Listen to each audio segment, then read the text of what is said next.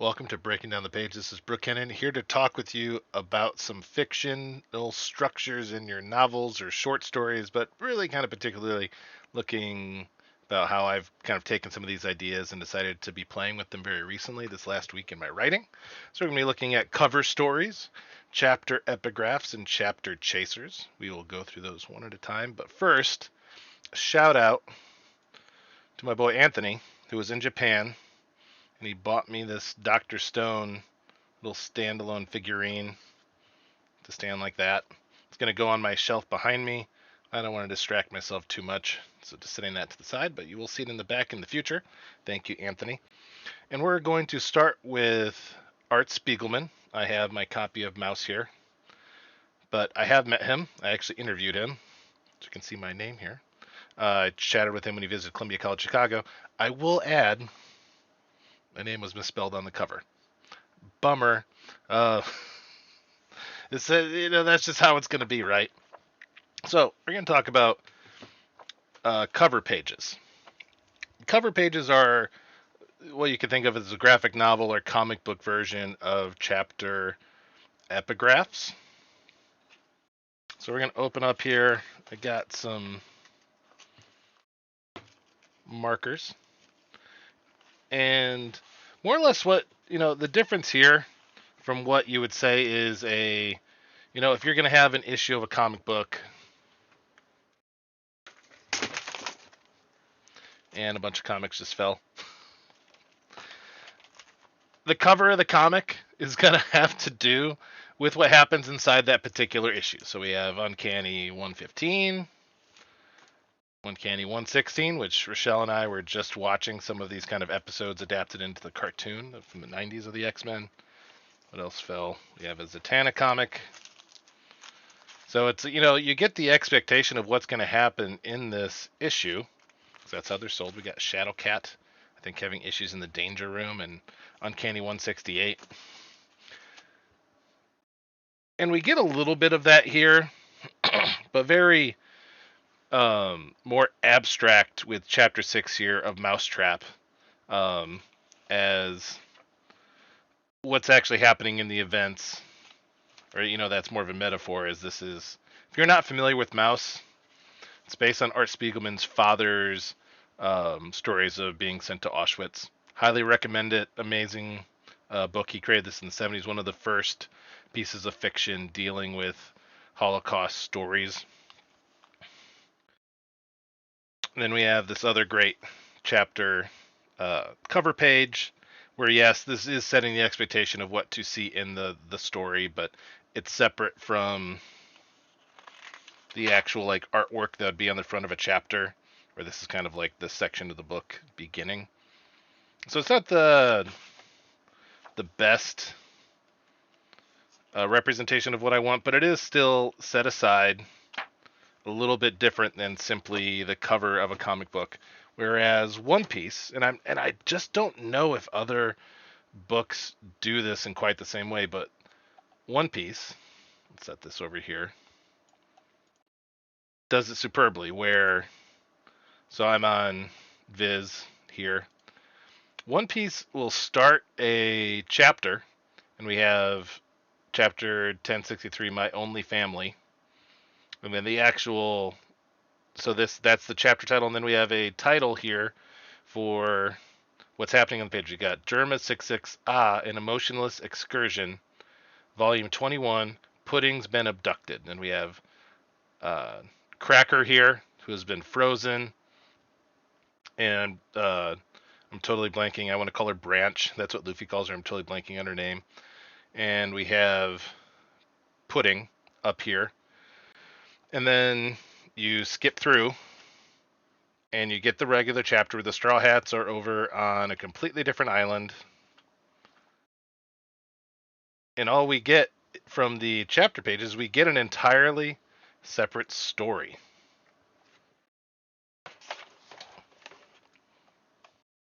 And so we can go to a different chapter. Let's go to the next one. What happens so every week you just get an update on the story. Jump to the end of the chapter, middle of the chapter. And now we're seeing Pudding. So this is 1 week later. This is published weekly. We have Pudding on a boat, Germa 66 on Emotionless Excursion, which is the title of these larger stories. Blackbeard Pirates, Kuzan, and Augur. It's volume 22. Spoilers if you're reading One Piece. Things happen. There's characters. Stuff happens. And so what I pulled up here is One Piece is now 1,080 chapters. So this is a few chapters ago. But since the beginning, what you get in One Piece is you will get the cover stories here. So we have a Buggy cover story. You either get cover stories or Oda will take submissions for fan art. And with the fan art, it might be one guy that's known as like Lotus Skywalker or something like that. There's some guy that or kid that continually gets stuff in. It's like Luffy feeding pigeons and just characters doing weird stuff. And then we'll have a break, and then we'll have 20 issues, 30, maybe 50 issues of cover stories. So here, the very first opening section of One Piece, Buggy here, the clown, his body can be chopped up. He has the chop fruit, and he doesn't die. His torso and legs got just like shot somewhere else, and so he's got feet, arms, and head. And so here's chapter 35. We get the beginning of cover page series, The Adventures of Buggy's Pirate Fleet. Then we get the next chapter. So 1 week later, we get Moji and Kabaji. They're two of his clown pirate people. They are running away from the village that they had fought. Now we got Buggy's adventure. He's chasing around this duck. We get him being chased by the duck's parent.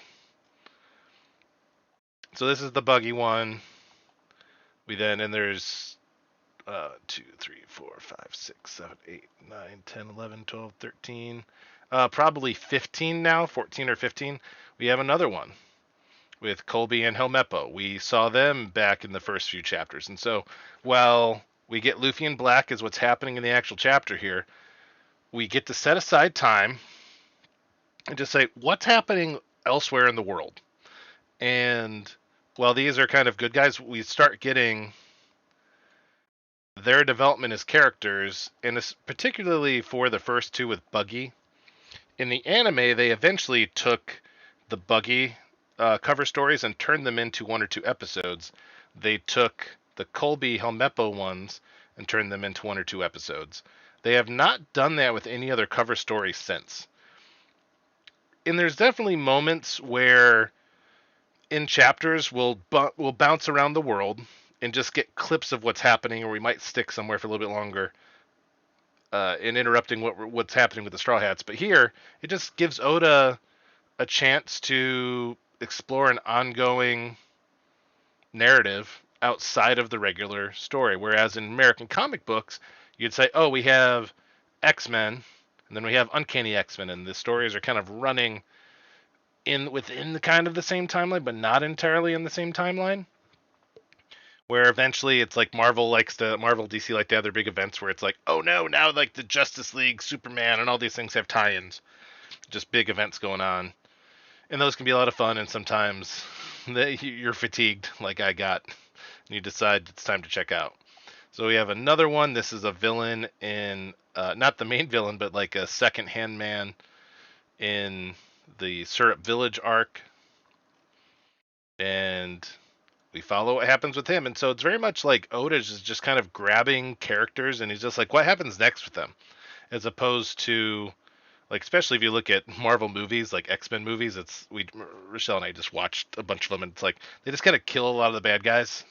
Magneto, like, continues, but in a lot of superhero movies, that's one of the issues that they have is how do you deal with bad guys? What happens next?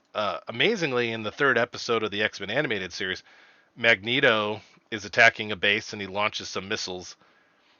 The X-Men have to deal with the missiles. Magneto just leaves. Like, Magneto like picked them up, dropped them from the air. They barely survive, and he just walks away. He just flies away, no problem, and he's able to then be a continuing character in the story. We have over here the jailbreak of an Hachi, the octopus man. He just jumps off the boat and he can survive in the water because he's a fishman. We have Wapple. another main villain from the Drum Island arc. We see what happens with him. He later, and so the beauty here is later down the line, we run into all these characters again, or at least most of them. And it's like, oh, we know what they've been up to. If you watch the anime, you got no idea. But if you're reading the comic, you're like, oh, that's why Oda's telling us to do things. He ate a bench, turns into a bench. He eats things and turns into the things he eats, more or less. We get Ace. He's a main character in One Piece. He just kind of shows up, and if you're not reading the comic, you have no idea how much screen time he's had. This other random dude, I can't think of his name, falls from the sky. Oh, Gadatsu. It's been a while since I read his story. Where's the one where we get Enru's? His seems shorter. Get villains from the next arc. All right, here we go. This is one of the most significant cover stories in One Piece because, spoilers, if you haven't been past chapter 428, we get short-term concentrated cover series number 9 to the very Verth. And this is the Arc Maxim, which is an arc created by a character named Eneru or Enel. And he is flying to the moon. And he lands on the moon. He's wandering around the moon. And he ends up finding people or little creatures on the moon, like robots on the moon. And One Piece fans are just like, how does this fit into the story and when is he coming back? And so there's as much hype for some of these cover stories, and for a lot of the cover stories, there's a lot of hype over what's happening, depending on who we're following. Where just the community, as they're reading weekly, gets really pumped up about it. I've often wondered, what does the comic book version or what does the novel version of this look like? How do you put this into a book, right? So I didn't realize this until because I listened to the audiobook for this. This is Brandon Sanderson's The Hero of Ages, which he autographed for me. I met him. And you're supposed to write down like, oh, to the best of, happy birthday. And I asked him, I was like, can you please please join my writers group? And he looks up at me and he says, I'll only write it if it's not true. And I was just like, yes, right, not true. So he did write that in my book. There's his signature. In spirit. In spirit, I'm joining his writers group. Oh yeah, here's the little tab saying the short greeting. So for me, I listened to the book, and there's the chapter epigraphs that I always thought were at the end of the chapters. They're actually at the beginning. So at the chapter 1 we get, I am, unfortunately, the hero of ages. And then we go into the chapter. So we get this little aside setting up what's happening in the... And then we jump to the next, chapter 2. Holding the power did strange things to my mind. In just a few moments, I became familiar with the power itself, with its history and with the ways it might be used. Yet, this knowledge was different from experience or even ability to use that power. For instance, I knew how to move a planet in the sky, yet I didn't know where to place it so that it wouldn't be too close or too far from the sun. So listening to this, this would be at the end of chapters, and then they would say chapter 2. I had no idea it was visually at the beginning. And if you read the first book, it is like very minor spoilers. The first book, you're getting excerpts from a journal, which then, of course, if you be like, why are we getting this? The reason why would be because someone is reading the journal later in the book, but Sanderson, or the storyteller here, wants to convey the information from the journal to the reader so they don't just get an info dump later in the story whenever they actually have access to the journal. So there is that question. Who is writing this? What is the purpose? Things can be very straightforward or misleading from the storytelling perspective. Chapter 23. During the days of Kelsier's original plan, I remember how much he confused us all with his mysterious 11th metal. So even here, this is laying the groundwork of Kelsier's a character in the first book. He's an ongoing character. let's say that.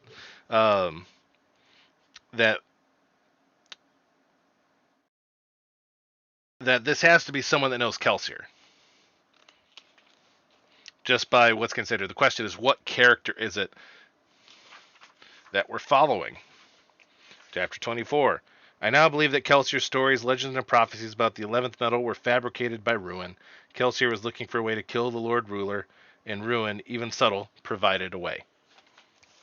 So there. We all have permission now to add stuff at the beginning of our stories. What I also want to talk about is chasers. So here we got Wonderful Watchmen by Alan Moore. I was thinking about this copy. I bought this in 2004 or spring of 2005 when I was at Kentucky Christian University, and I'm like, this just I can see the yellowness of the pages. With V for Vendetta, I had to buy 2 copies because one fell apart, and I bought another copy when I was in Europe because I was like, I need to read this after getting stuck at Heathrow Airport, where they continually say unattended packages will be taken and destroyed. There's very something authoritarian of driving on the airport with the barbed wire everywhere, not being able to have freedom to move around. So at the end of the chapters of Watchmen, we have these larger story excerpts from different places, from different sources in the world of Watchmen. For me, when I was reading it, I just want to get through the story the first time I read this, and I was just like, forget this. I don't care, because this is from Under the Hood. We present here excerpts from Hollis Mason's autobiography, Under the Hood, leading up to the time when he became the masked adventurer Night Owl, reprinted with permission of the author. And Hollis Mason, I believe, is the first Night Owl, where we're mostly following the second Night Owl. So this is his book that he wrote about the background of why did villains started wearing masks, so the superheroes started wearing masks, who were the first vigilantes, how did this all come about? So we get just lore. It's I can't necessarily say a lore dump. Being that it's a comic, it's a bit more because this is in prose, but we're just getting world building at the end of the first chapter. It ends with, reportage on his second instance was more detailed. A supermarket stick-up had been prevented thanks to the intervention of a tall man built like a wrestler, who wore a black hood and cape and also wore a noose around his neck. This extraordinary being had crashed in through the window of the supermarket while the robbery was in progress and attacked the man responsible with such intensity. It goes on. Reading and rereading the news item, I knew that I had to be the second. I'd found my vocation. So that's where he decides, oh, I want to be a superhero. Also, each chapter we get the nuclear clock is getting closer to midnight. So then we get the cover story that kind of gives us frame of reference what's going to happen in the issue. This would have been printed on the cover of the actual comic, and some graphic novels add all the covers at the end when they're collected.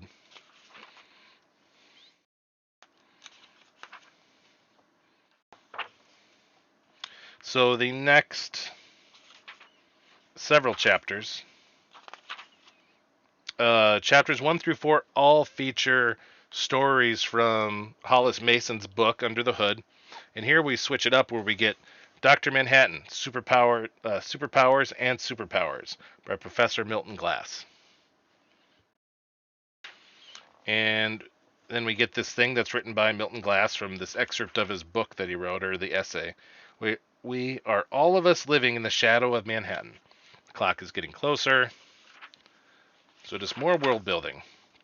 We then get to one of the cool things in Watchmen is Alan Moore addresses. Sorry, the camera's not focusing.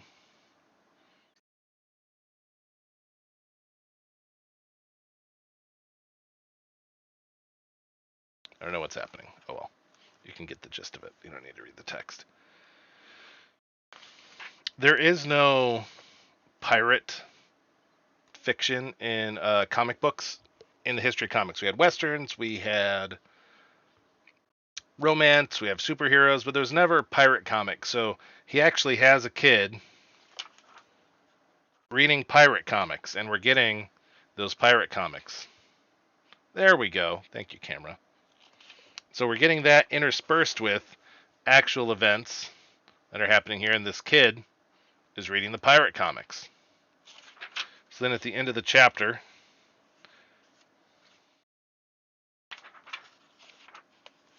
we get a man of 15 dead men's chest. A man on 15 dead men's chest.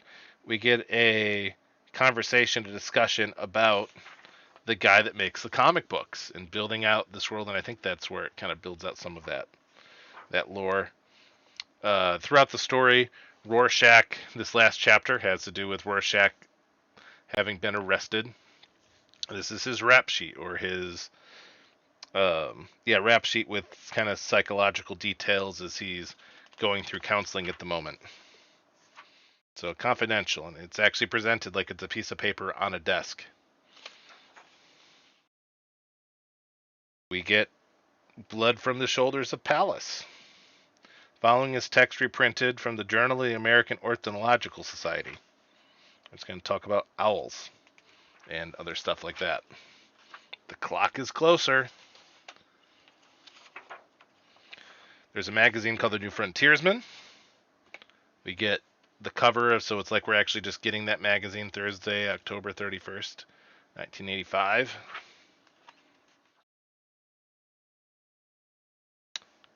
Another newspaper, different newspaper.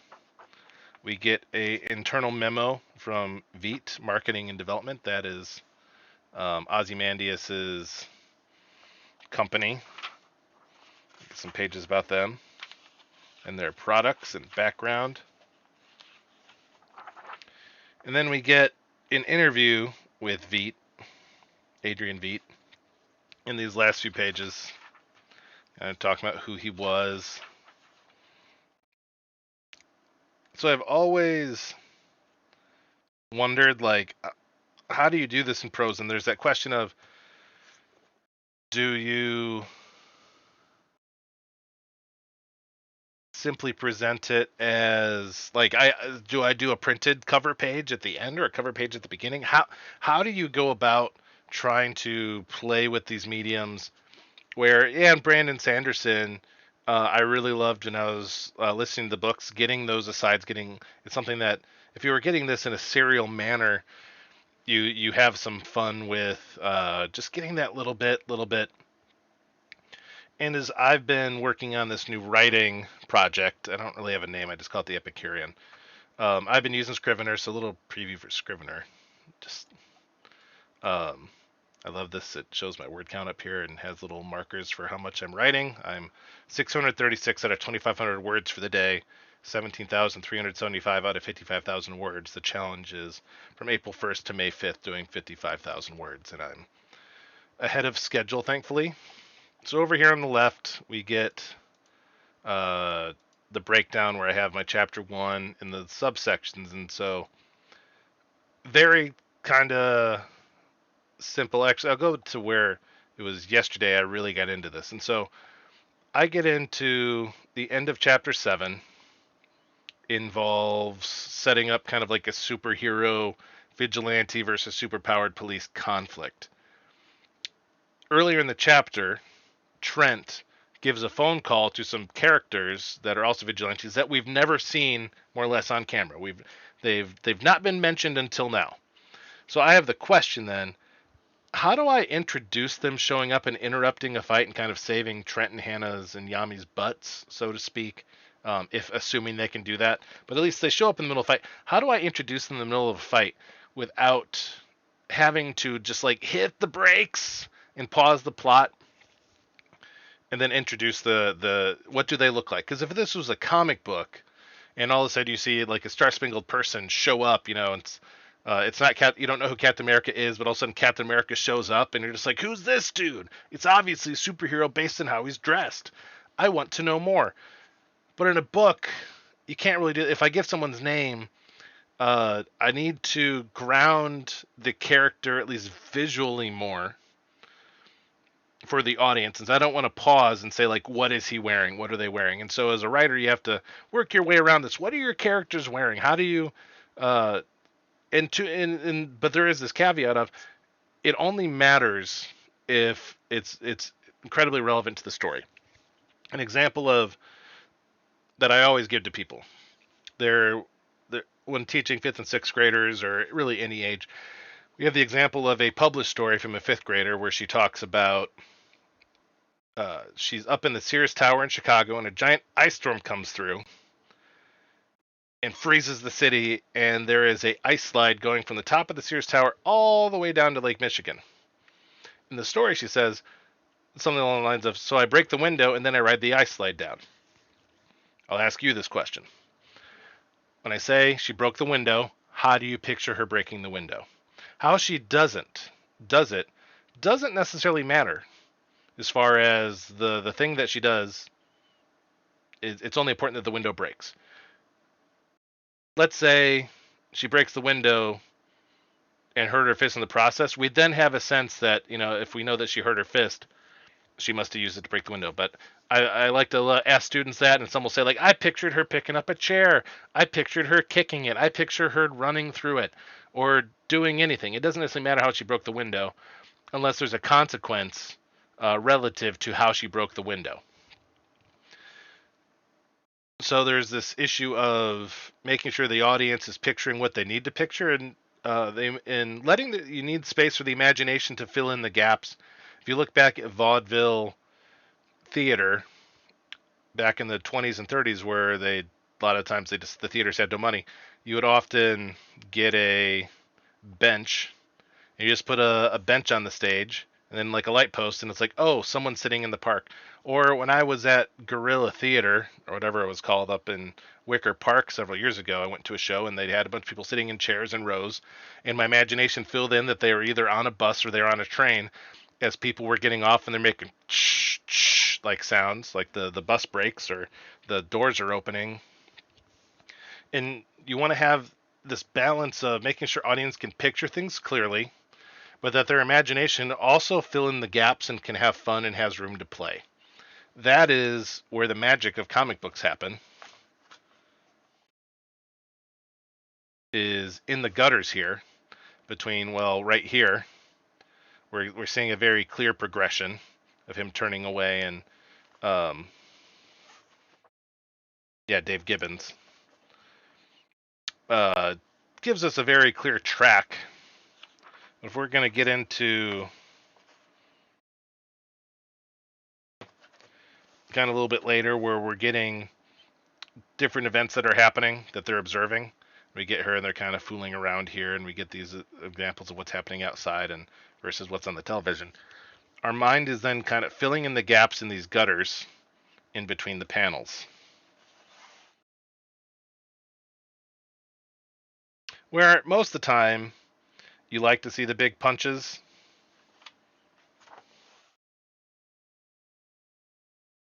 But sometimes, and I saw a video the other day where a lot of the times in anime, manga, we actually see the impact of a punch. Where in a lot of Western stuff, like here, we don't see him actually drop the electrical wire into the water that's on the ground. Versus in anime, it may be more likely that we'd actually see it hitting the ground there, or like getting a small panel of it sparking.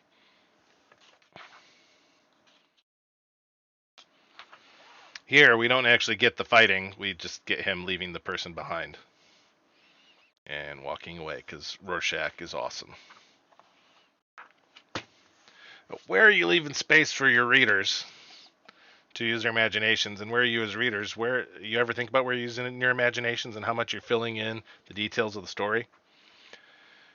So getting back to my writing here, we got Yami, Hannah, and Trent end up in a grassy lot that's empty in the McKinley Park neighborhood of Chicago, and they get surrounded by police, and then these officers with this various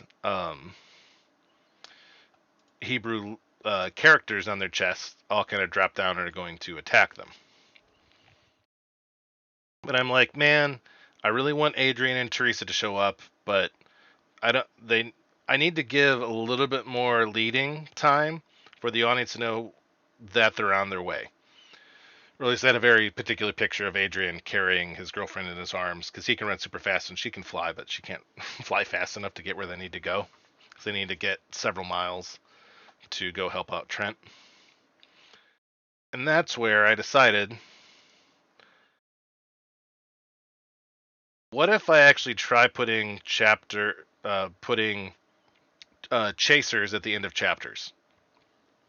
So right at the end of the chapter, we're done with our regular characters, and now we're gonna follow up what's happened with other people. So the first one I wrote, I believe the first one I wrote was here. At least I got it set up.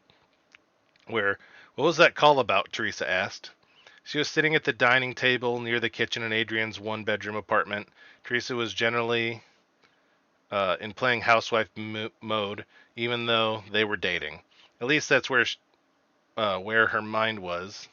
I haven't edited this yet. Where her mind was, even as though she'd taken the time at home to wash and curl her blonde, shoulder-length hair. She'd put on her makeup as well, even though they weren't planning to go out, and she'd put on her favorite black floral sundress. Backless. Well, I was like, black floral sundress. There, you pictured. We all pictured the wrong thing. Backless floral sundress. So while she was in the mindset of playing future wife, she was still presenting herself to be as attractive as she could, compared to her mother, a wife of 20 plus years, who was very subdued when presenting herself if she wasn't planning to go anywhere for the day. Adrian had gotten up and walked off away for the call, which he'd had on speaker as per usual. He was wearing khaki shorts and a sports branded t-shirt. His face felt puffy for an unknown reason, and his hair was a little frizzy from the humidity because he hadn't taken the time to gel it. I don't know. He just hung up. Adrian answered. Sorry, I get to see the actual editing process here.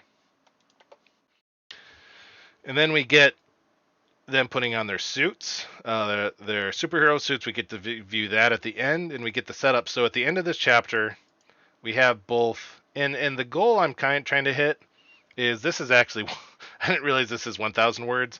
I tried to in the previous chapters for just these chapter chasers to be like around 500 words. This is a little bit longer, but I would say it falls clearly within the timeline of this chapter, rather than, I don't necessarily want to make sub chapters for just Adrian. Like in Game of Thrones, that's another, rather than kind of doing the same stuff with the chapter chasers or epigraphs.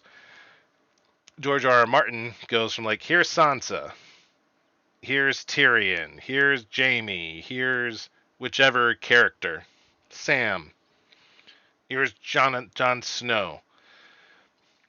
So he doesn't really have to do the stuff beginning or end of chapters, because it's like we just jump into the next character for an entire chapter. And then I was like, I need to do something for each of these. And because part of the story is that Yami, main character, is jumping through different realities, and he's trying to figure out why he's doing that, what is his purpose. And he's very confused at the beginning of the story, and he's figuring stuff out. The first chapter is just like him going to do his laundry, which is, the initial story I came up with was like probably 15 years ago, and I was like, what if there's a dude named the Epicurean and I was thinking literally about Watchmen, the character called the Comedian in Watchmen, and the difference between like romantic verse, epics, tragedies, and comedies. What are the larger story archetypes there? And I was like, the Epicurean, what if there's a superhero whose power is to, he just goes to do normal stuff, like go do laundry, and all of a sudden he just falls between dimensions and ends up like starting a revolution and saving like a princess, or he defeats the dragon, overthrows the evil empire, becomes Aragorn in Lord of the Rings. And then he just he falls back through reality to doing his laundry. And so I was like, you know what? We just went to the laundromat the other day. That sounds like a great place to start. And so we get him taking out the trash, decides to go do his laundry. We got just 500 words doing the trash. Then we takes the bus of laundry, another 500 words. So then we're like 10 pages in, and all of a sudden,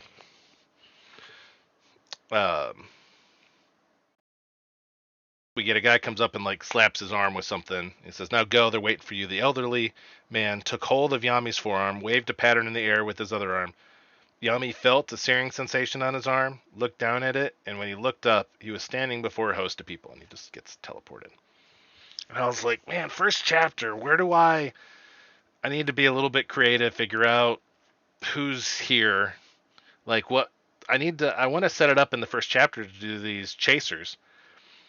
So I sat around a little bit yesterday and was thinking through it, went like walked around the apartment. I didn't do anything productive like dishes, though my wife probably would have preferred that. And I decided, you know what? When I was at the laundromat, there's the wonderful like laundry shop owner or manager was walking around checking the lint in the dryers, sweeping up the floor here and there. Looks like she's in her 50s or 60s, not entirely sure. And I was like, you know what? What does she do when people just leave their laundry? And decided to explore a character kind of based off her. And so we got Maurice Perlman, couldn't keep her eyes off the clock. She wandered the laundromat, checking the lint filters and sweeping the floor when needed. They're my initial thoughts. The vibration of the machines were a comfortable buzz. When she had first invested in their business, she couldn't stand the vibrational noise of the washer. It was as though she could feel it, even at home hours after leaving the washers and dryers behind. It seemed like now, in her 50s, Maurice's body was addicted to movement of the machines. At the beach in Florida for their second anniversary, she could feel the absence on the beach, much to her husband's denial. Robbie, she told him while lying in a red beach chair, I can feel it in my bones. Yesterday I was feeling a little off, but today my bones ache. It had to be the travel, hun. You don't feel it? Nah, I don't, but maybe because I'm not there every day like you are. We get into that she runs the stuff and he has other jobs that he performs. So it's a business that they own. And then I just develop that story, and I'm like, she ends up, um, she passed. So then we kind of go back to modern day. She passed by two triple washers with wet clothes ready to be transferred to the dryer. Where is that Asian boy? She said and eyed the larger room. Yami. He was gone. She shrugged and walked down the aisle lined with washers. She grabbed a metal cart and unloaded Yami's clothes. She rolled them to a dryer, loaded them, and used her card to start the drying process. Do I end up having even more from? And then I even have a follow up, which is shorter in the next chapter. Maurice couldn't remember Yami ever leaving the laundromat. Usually she noticed when people stepped out. She knew most of her clientele. Some people would step out to their cars to talk on their phones. Others would get the donuts, ice cream, or pizza from the shops in the market. There was always that white boy who'd go to the wing place and bring back an aluminum foil pan of chicken and fries. That's a self-insert for me. With Yami, no, because I'm the only one that like brings an entire meal into the laundromat. It's like a giant, like this long tin. With Yami nowhere in sight, she fetched one of the metal carts and went to his dried clothes. She transported them to a folding table. She worked her way through the clothes, but the boy never returned. She put them into an orange laundry bag and added them to a rainbow of laundry bags. Oh, I meant to say like in the storage room.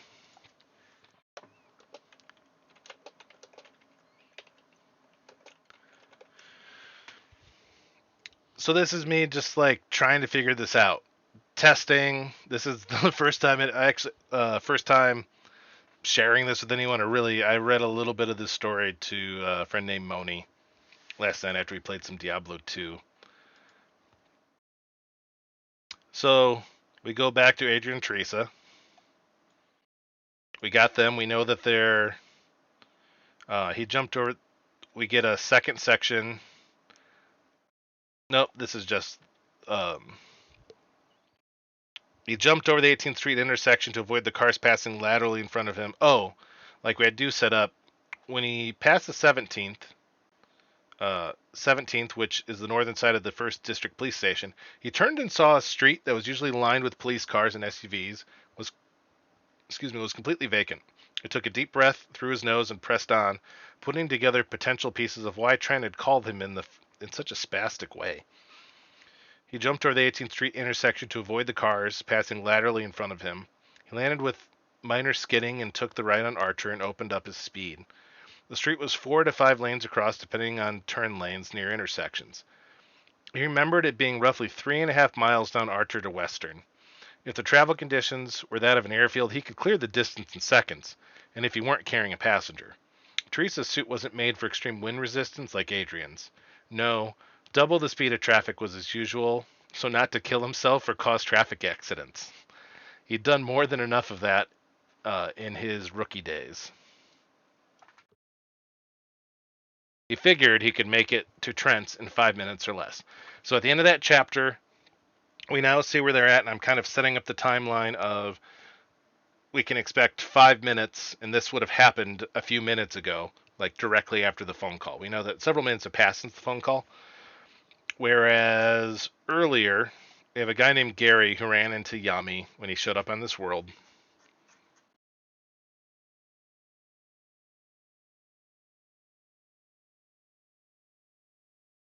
Where are we back in Chicago? At the end of it, mass trans. And so when I was in the process of writing, Trenton and Han ended up taking Yami to their house. They picked Yami up, and mass transit went back to the train because he'd first met Yami on the train, and they got off and went to like a place to eat. So then I'm writing the story, a few thousand words in, and I end up having Gary. I'm like, I need to have the police show up somehow. I need to have law enforcement. I want some kind of superpowered law enforcement show up to fight my superpowered vigilantes. Like, of course, that's why I write this stuff, to entertain myself with people punching each other. And I just have Trent gets a call from Gary, and Gary gives him very limited information. So what's up, Gary? Something's up and it's big. What is it? The police scanners are going nuts with some code I've never heard of, and they're calling them to Bashta Waboika Park. That's I don't know how to pronounce Potawatomi. Sorry. It's like they're calling it, and I made up that. I renamed McKinley Park to this for their story reasons. It's like they're calling it all the 9th District in SWAT, because I just passed the headquarters at 35th, and from the Green Line, they're loading up for war. So the Green Line train overlooks the 35th Street station. And even before that, and that's something, if you've been to Chicago, I didn't just make that up for the book. That's, this is like, I like reading stuff in Chicago, and so if you've been around, you're gonna like be well orientated with the stuff that I write. And even before that, I wasn't really thinking about it, but I saw a ton of cops leaving the 1st District and heading down Archer to, if you're home, you need to get out of there. It says, thanks, Gary. Trent ended the call with a stern face. He walked past Hannah and Yami and went right up the stairs. He goes up to grab their costumes. So we got Gary there, and I'm like, I need to just give as little bit of, like, if you're having an emergency, how much information do you need to give over the phone? Then I realized if I did a mass transit note, the end of the previous chapter, we know where he went, and we get him actually noticing that section where he's kind of admiring. I'm getting a little bit of world building of Chicago. Buckingham Fountain is no longer Buckingham Fountain. It's now Chamonix Fountain, which is named after a Potawatomi warrior.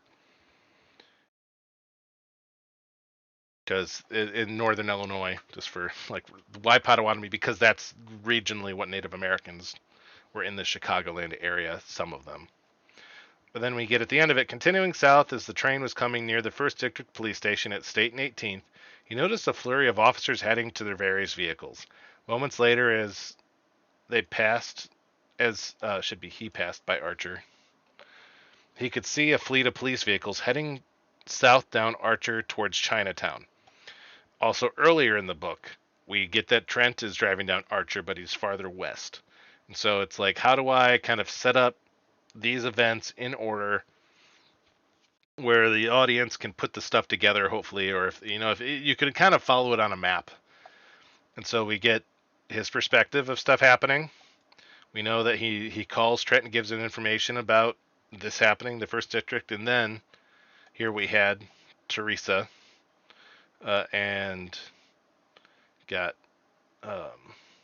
started to slow to figure out how much he needed to compensate for her weight. He'd never picked her up and carried her before while using the speed, nor had he really ever carried someone so far using his powers before.